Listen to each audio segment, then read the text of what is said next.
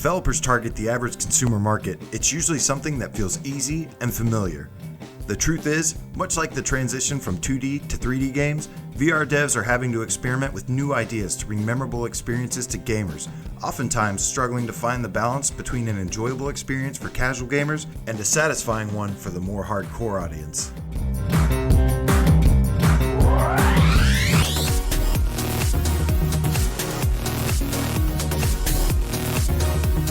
Verti-Go Home at its core is simple in design.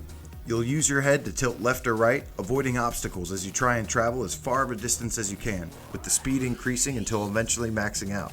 The more you tilt, the faster you'll turn, giving you the ability to narrowly escape obstacles blocking your path to get to the next level.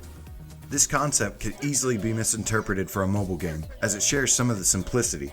However, the developers have made it clear that this is far from what they want to be associated with. The resolution is sharp and crisp. The environments feature jaw-dropping visuals, it runs at a constant 90 frames per second, and it has a very welcome checkpoint system, so as long as you reach them every 3 levels, you won't have to start from the beginning until the next session. There are also local and global leaderboards for total distance traveled and crash-free distance, which adds some nice replayability and incentives to return. ¡Claro que sí! ¡Sí, señor! ¡Sí, señor! It's not a toy. It's not a toy. It's not a toy. It's not a toy.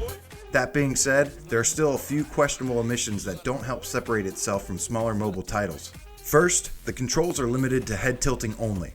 I understand the devs believe the optimal way to play is with head tilting, and I agree. However, anyone with a history of neck injuries or physical limitations have no other way to play it, and you'll still have to use the DS4 to restart or continue, so it isn't completely hands-free either, although they are planning to change that. The saving grace is that standing up feels like a completely new experience, especially if in a snowboarding or surfing stance. Once you feel like you've mastered the basics, I highly recommend trying this out as it is quite an amazing experience, almost how it was meant to be played, and even fixes a small orientation issue you will experience near the beginning. Second, there are no settings to adjust the music in the game. If it's too loud, you'll have to turn the volume down from the headset, and if you want to use your own, well, you can't. Luckily, the music itself is great. The upbeat electronic and fusion of surf rock, hip-hop, and dance get the job done with variety and attitude. However, after a while, you will start to notice it repeats, which can eventually grow old.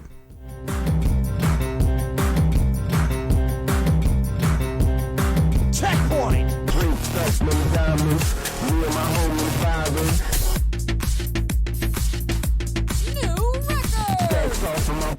The variety of bizarre objects and backgrounds are really something to behold.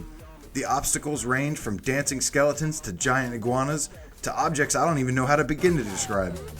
Running into them sends a shock as the music comes to a screeching halt and is followed by a crashing sound. Most of the time it's fair, however there are a few objects like tree branches that feel like their hit detection extends a little too far, so you'll want to clear them as far as you possibly can. For the people in the back, for the people in the front.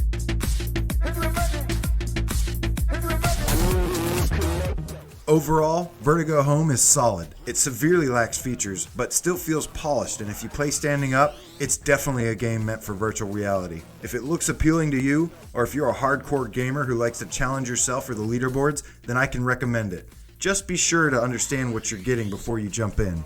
Stacks off in my pocket, stacks off in my pocket, cause we on the corner grinding. Stacks off in my pocket, stacks off in my pocket, stacks off in my pocket, cause we on the corner grinding. Checkpoint!